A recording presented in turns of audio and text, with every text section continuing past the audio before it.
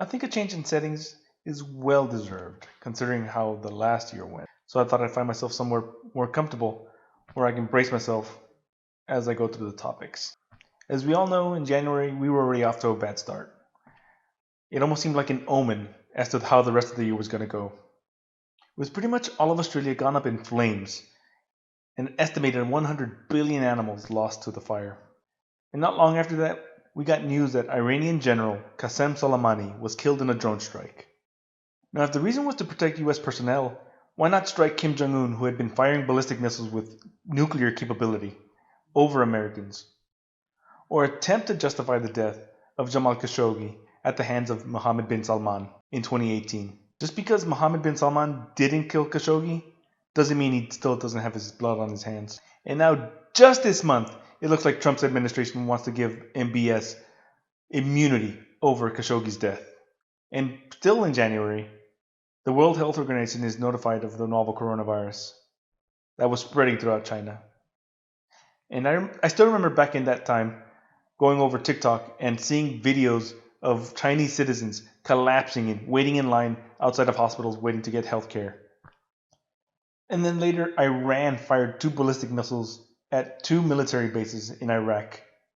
Fortunately, no Americans were killed in those attacks. And again, to no one's surprise, Trump downplayed the severity of the injuries of those soldiers that were injured. On that same day, a Ukrainian passenger plane was shot down over Iran, killing all 176 passengers. Iran beat around the bush, lying as to why the plane was shot down in the first place. They later stated that the plane was shot down due to human error.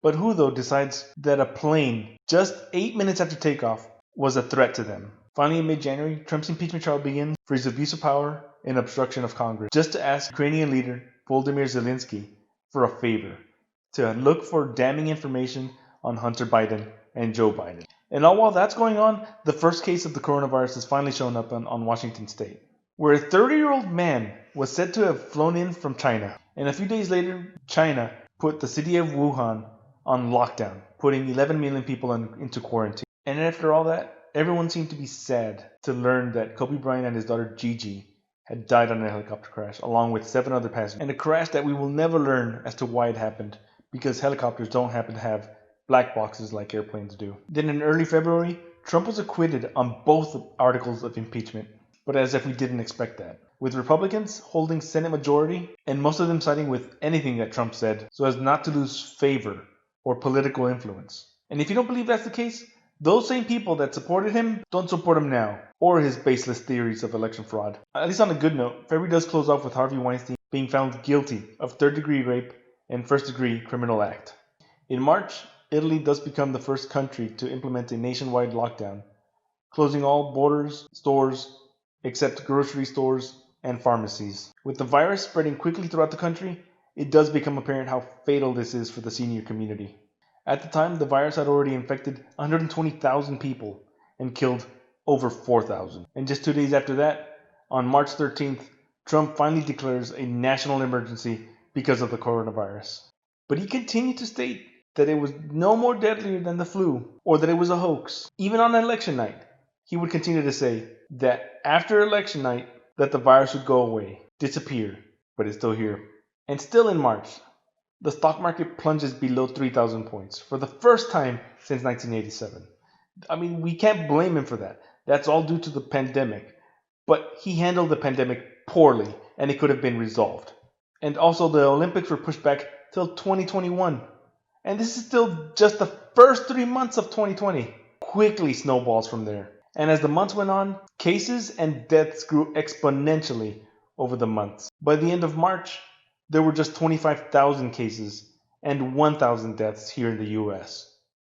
On December 31st of 2020, there were a total of 20 million cases and over 354,000 deaths. With reports of 6 strains out there and 3 of them still common throughout the world, right now is not the time to give up on hygiene and safety. We have to continue putting on our masks, keep socially distancing, and we should get vaccinated.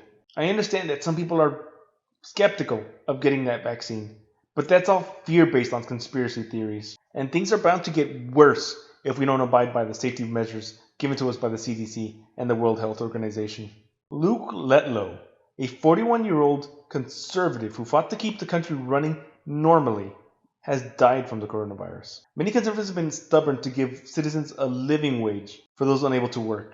For many of those who lost their homes or apartments, that will help no one.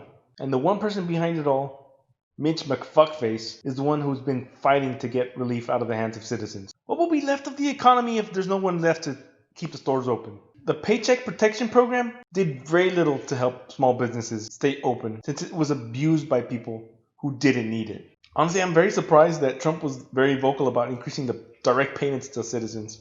But honestly, it's probably just to go against Mitch McConnell and every other conservative that was against giving relief to the citizens. And many conservatives have been disagreeing with him on the election fraud. Some calling him out to end the charade.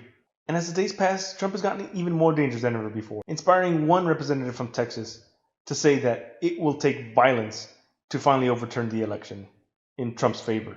After multiple recounts, many of the key states found more votes for both candidates, but relatively staying the same. If there's anything to look forward to this year, it's putting an end to this lunacy that is the Trump administration.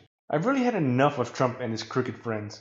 Sure, I'm not happy we got Biden instead of Bernie Sanders, but if Democrats get a majority rule in the Senate, which right now it looks like that's headed that way, we might be able to fix what was wrong with the country. Trump to this day still wants to overturn the election by promoting protests to be run outside the Capitol. And conservatives who used to support Trump now can acknowledge Biden as president-elect. So hopefully Democrats come through in Georgia, because Mitch McConnell and his fellow conservatives are the reason why more money isn't given to the citizens. Unemployment didn't discriminate. No matter what political party you were from, you were likely affected by it. And if you're in need of more relief, until more jobs are available or until things come back to normal, then you need to look at those conservatives. There are other countries that are doing a better job than we are. New Zealand was able to have a New Year's event because they stuck to their guidelines. And in China, where it all started, was put on lockdown for over 2 months, and they were able to have public events after. There was an easy solution to this, but Trump and the rest of those conservatives that were pushing an early start, they're the reason why we can't open. Conservatives were the ones complaining that giving money to the citizens would make them lazy and unwilling to find a job. Now, with no relief in sight, people still file for unemployment. So if you live out in Georgia, go out and vote for John Ossoff and Raphael Warnock. Put some people in charge that would actually make a difference. Help put an end to this pandemic. Put an end to the bias towards Russia. Punish countries who harm American residents. Acknowledge climate change. Put an end to use of fossil fuels and support clean energy. And if you're a conservative and if putting on a mask is infringing on your freedom to breathe, then you got your priorities mixed up. For the longest, Fox News has been putting false news out there that the virus is a hoax, that Democrats want to steal from the rich and give to the poor, that Biden and his son are corrupt. Recently, Fox News and Newsmax finally admitted to reporting false news regarding the election fraud. And if they had a solid case to prove that there was an election fraud committed, they wouldn't have folded quickly once the company that made those voting machines sued them for defamation. Both Newsmax and Fox News made public statements on their channels saying nothing fraudulent was committed. And the Justice Department found no evidence that there was any fraud committed. And when Trump didn't like what he heard, he had Bill Barr removed from the Justice Department.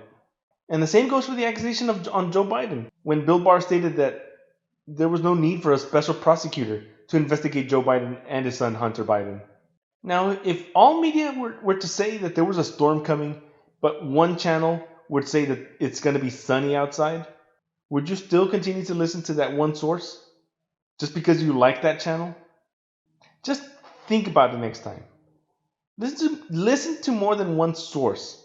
Listen to science and stop giving attention to those who have bad intentions or with money on the line.